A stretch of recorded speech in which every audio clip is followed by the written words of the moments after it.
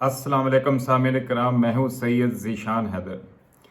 जी सामीन, आज हम दो जो डेवलपमेंट्स हुई हैं उस पर बात करेंगे। पहला तो जो पार्लियामेंट के अंदर हमारे साबिक वज़ीर आज़म खाकान अब्बासी ने जो स्पीकर को कहा कि आप मुझे इंटरप्ट ना करें, मैं उठा के आपको जूता मार दूंगा, तो उस पर बात करेंगे।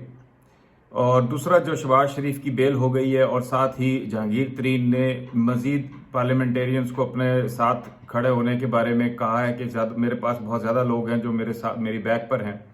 तो इस पे हम तीन चीज़ें इस पे बात करेंगे। पहले बात कर लेते हैं खाकान अब्बासी का वो एक्ट। वो देखिए जी, किसी भी महजब माशरे के अंदर किसी भी अवामी लीडर को, और ख़ास तौर पे जो कि वज़ीर आज़म की सीट पर रह चुका हो, उसको ये बात कहना मुनासिब नहीं रहती। मुनासिब तो और भी बहुत सारी चीज़ें नहीं रहती जी, लेकिन आप पहले ये सोच लीजिए कि ये क्यों होते हैं ऐसे मामला। ये मामला बुनियादी तौर पर जो हमारे जज्बात हैं, वो जज्बात की वजह से होते हैं। और जज्बात से याद आया कि ऐसा जज्बाती वाक़या आज से कुछ अर्सा पहले कराची में भी पेश आया, जब कुछ सरकारी ओहदेदारों ने जज्बात में और आकर कानून को अपने हाथ में ले लिया। कहना मुनासिब होगा या नहीं इस बारे में मैं कुछ नहीं कह सकता, लेकिन कम अज़ कम वो जज्बाती ज़रूर हुए और उन्होंने वो काम किया जो जिसका उनके पास ना मैंडेट था, ना ही इखलाकी तौर पर वो किसी तरह से जायज़ महसूस होता है। यानी कि उन्होंने मरीम नवाज शरीफ के होटल के बेडरूम पर धावा बोला। इस पर इंक्वायरी हुई और एंड में जो उसकी फाइंडिंग थी वो यही थी कि कुछ सरकारी अहदेदारों ने जज्बात में आकर ऐसी बात की, और जज्बात को उनको ठेस शायद इस वजह से पहुंची कि कुछ जो सफदर साहब हैं, कैप्टन सफदर ने जो मज़ार कायद के ऊपर जाकर जो नारेबाजी की गलबन, उस वजह से उनके जज्बात को ठेस पहुंची और उन्होंने जज्बात में आकर ऐसी बात कह दी। और उसके बाद कोई हमें ऐसी सख्त कार्रवाई होते हुए दिखाई नहीं दी और बात गई हो गई। उसके बाद फिर कुछ एक और जत्था उठा और उन्होंने भी एक दीनी मसले के ऊपर जज्बात का इजहार पाकिस्तान की सड़कों पर किया, और अवाम की जानो माल का नुकसान हुआ। कुछ पुलिस अफसरान भी अपनी जान से हाथ धो बैठे। तो ये जज्बात में बहकर जो काम करने का सिलसिला है अभी तक जारी है, और इसकी एक ये नमूना जो खाकान अब्बासी ने से सरजद हुआ, जो काम सरजद हुआ, उसकी शक्ल में भी रोनुमा हुआ है। तो इसके लिए इतना ही कहना काफ़ी, अक्लमंद के लिए इशारा ही काफ़ी है। तो इस तरह की जज्बातियत जब अनचेक्ड जाती है माशरे के अंदर, और हम उसके ऊपर गलत को गलत नहीं कहते, और वो खास तौर पे जो लोग जिनके पास ऐसा मैंडेट नहीं होता, और जिनके पास अजहार राय की पे बंदिशें होती हैं उनके हल्फ की वजह से, और उनको जो ड्यूटीज दी जाती हैं उसके अंदर उनको कहा जाता है, उनके पास दो चॉइसेस होती हैं। अगर आपने सियासत करनी है तो आप अपना मनसब छोड़ दीजिए। बहरहाल हम इस डिबेट में नहीं जाएंगे, लेकिन बहरहाल इस मसले की जो बुनियाद है उस तरफ मैंने इशारा कर दिया है कि ये जज्बातियत जो है इस कौम के लिए इंतहाई नुकसानदेह है, और कभी एक शक्ल में, कभी दूसरी शक्ल में, कभी अवाम की शक्ल में, कभी अवाम के नुमाइंदे की बयानात की शक्ल में रोनमा हो रही है। और खुदा न खास्ता ये सिलसिला बढ़ता चला गया तो हमारे माशरे की अच्छी चीज़ नहीं है। ये तो यहाँ तक है जी। दूसरा जो पॉलिटिकल डेवलपमेंट जो हुई है, वो शहबाज शरीफ साहब को आखिरकार बेल हो गई। मैंने अपने एक वीलॉग में कहा था कि वो यानी कि इस्टेब्लिशमेंट जो है वो कभी भी इस तरह की चीज़ ऐसा काम नहीं करती जो रिवर्सिबल ना हो। तो शहबाज शरीफ पहले जाने लगे, बाहर आने लगे, फिर वो रुक गए, कटाई में पड़ गया। अब अल्लाह जानता है कि पीछे बैकग्राउंड में क्या चीज़ें होती हैं, किस तरह से होती हैं, लेकिन जितने मुंह उतनी बातें, और मुख्तलिफ एनालिसिस भी, जो पोलिटिकल लोगों से मुख्तलिफ एनालिसिस करना एनालिस्ट का काम है, वो हम करते हैं। आप इसको, और साथ शौकत तरीन की खबर ये भी है कि उन्होंने कहा कि उनसे मंसूब ये किया गया कि उनके साथ बहुत ज़्यादा लोग प्रोविंशियल असम्बली में और नेशनल असम्बली में 40 का फिगर दिया जा रहा है जी, कि वो उनके साथ खड़े हुए हैं उनके सपोर्ट के अंदर। तो इन दोनों खबरों को आप अलग-अलग ना पढ़ें, ये एक ही तस्वीर के हिस्से हैं, और एक ही हिस्से हैं, दो रुख भी नहीं है, एक ही रुख है। और वो एक रुख ये है जी कि इसमें आप देख लें कि शहबाज शरीफ का बाहर आना पीटीआई के कमज़ोर करने के लिए है पंजाब के अंदर, और जहांगीर तरीन ने जो भी वार करना है, और सबसे बड़ा वार जो है वो भी पंजाब में होना है। अब ये चीज़ ज़ाहिरन नज़र आ रही है, लेकिन इसके पीछे क्या है, जैसे मैंने पहले भी अर्ज कर चुका हूं कि ऑफर करना है मियाँ साहब को कि भाई अब आप पंजाब में आकर तब्दीली ले आए, हम आपके साथ हैं, और ये हम अपने जहांगीर तरीन एंड को की सूरत में एक फॉरवर्ड ब्लॉक भी आपको देने को तैयार हैं।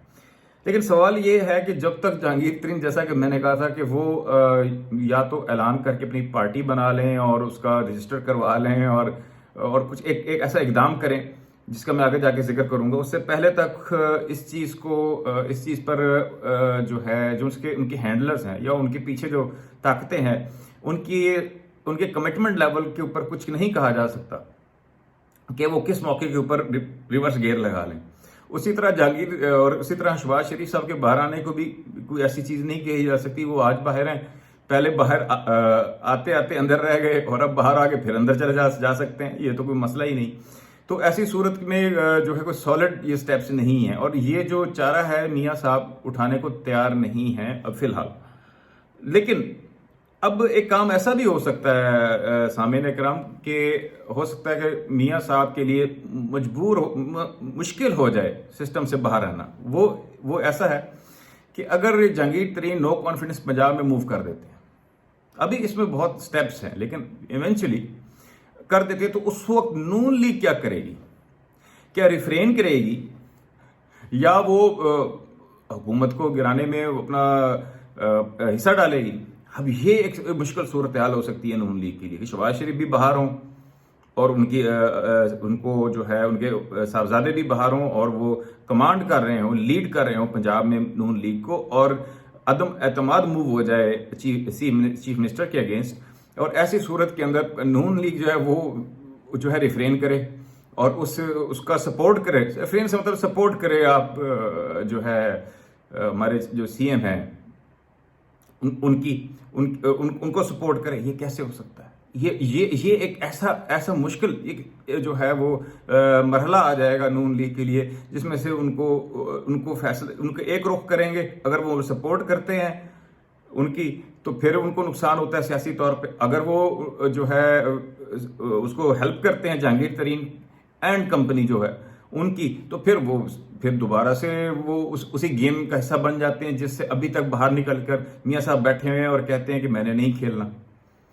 तो ये बहरहाल अभी अगर पॉलिटिक्स को, पाकिस्तान की पॉलिटिक्स को आगे मूव करना है और इस जमूद में से निकलना है, और अगर वो ताकतें जो कि मियाँ साहब को किसी ना किसी तरह इन्वॉल्व करके पंजाब और पंजाब के बाद फेडरेशन के अंदर तब्दीली लाना चाहती हैं, हो सकता है ये भी मुमकिन है कि खान साहब खुद चाहते हो कि कोई आए और मेरा किला फतह कर ले ताकि मुझे सेफ एग्जिट मिल जाए। कि जहांगीर तरीन हिम्मत करें और मियाँ साहब इसमें सब विन विन है कि अगर जहांगीर तरीन आकर हुकूमत गिरा देते हैं पंजाब की, तो जो बैड रेपुटेशन मिल रही है और बैड गवर्नेंस का सिलसिला है वो ख़त्म होता है। और फिर अगर उसके बाद अगला किला जो होता है इसका फेडरल गवर्नमेंट अगर गिर जाती है, तो उसके बाद कम से कम एक फेस सेविंग मिल जाएगी खान साहब को कि देखे जी मैं तो ये करने जा रहा था, लेकिन जैसे ही मैंने इकोनॉमी को रिवाइव किया, जो आजकल आप उनका लाभ सुनते हैं कि इकोनॉमी अब सीधे रुख पे चल पड़ी है, तो वो कहेंगे देखें जी हम तो इकोनॉमी को सीधा किया, सारी हमारी हुकूमत गिरा दी गई, वरना मैं तो ये कर लेता, दोबारा इलेक्शन में शक्ल दिखाने के काबिल रह जाएंगे। और जो कि मियाँ साहब की स्ट्रेटजी है कि नहीं जी इनको वक्त पूरा करने दिया जाए या खुद छोड़ कर जाए, तो उस सूरत के अंदर तो उनकी दोबारा जो है हुकूमत में आने के चांसेस ना होने के बराबर है। तो अब ये तो उनका फायदा हो गया, साथ में अगर इस्टेब्लिशमेंट का भी फायदा है कि इस्टेब्लिशमेंट का जो को पता है कि पंजाब में और पंजाब के थ्रू पाकिस्तान में अगर मामलात को अपने मुवाफिक रखना है तो नून लीग चाहिए, नून लीग के लिए मियाँ साहब चाहिए। तो पंजाब की जो हुकूमत को गिराने में अगर मियाँ साहब साथ शामिल हो जाते हैं तो बस फिर सिलसिला चल पड़ेगा और उसकी कमांड शहबाज शरीफ कर रहे होंगे। और शहबाज शरीफ तो वैसे ही आपको पता है कि इस्टेब्लिशमेंट के साथ मिलकर चलने के कायल हैं, तो ये सिलसिला बढ़ता जाएगा। शहबाज शरीफ को स्ट्रेंथ मिलती जाएगी, उनके बयानिए को स्ट्रेंथ मिलती जाएगी, मामलात जो है वो पुराने रिवर्स गियर में चलने शुरू हो जाएंगे, चीज़ें सुलझने शुरू हो जाएंगी। मियाँ साहब बाहर बैठ के, उनकी साहबजादी भी शायद बाहर चली जाए, वो बाहर बैठ कर पार्टी को कमांड करेंगे प्रैक्टिकली ग्राउंड में पंजाब के अंदर और पाकिस्तान के अंदर। शहबाज शरीफ और जो उनके साहबजादे हैं वो काम चलाएंगे। तो इस तरह की चीज़ें हो सकती हैं जी। पाकिस्तान में इस तरह के जो मामलात होते रहे हैं और ये तो चीज़ें वाज़ेह हैं, इसमें कोई इतनी रॉकेट साइंस नहीं है।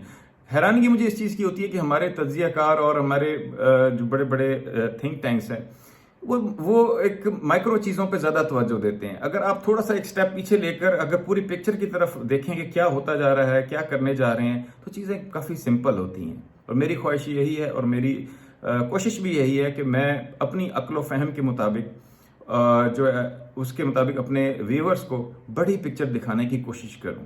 लेकिन आखिरकार मैं भी तज्जियाकार हूं और इंसान हूं, गलत भी हो सकता हूं, सही भी हो सकता हूं। ये तो वक्त बताएगा कि किसका तज्जिया किस हद तक दुरुस्त था या गलत था। आज तक के लिए इतना ही। सैयद ज़ीशान हैदर को ब्रेजन ट्रुथ से इजाज़त दीजिए। खुदा हाफिज।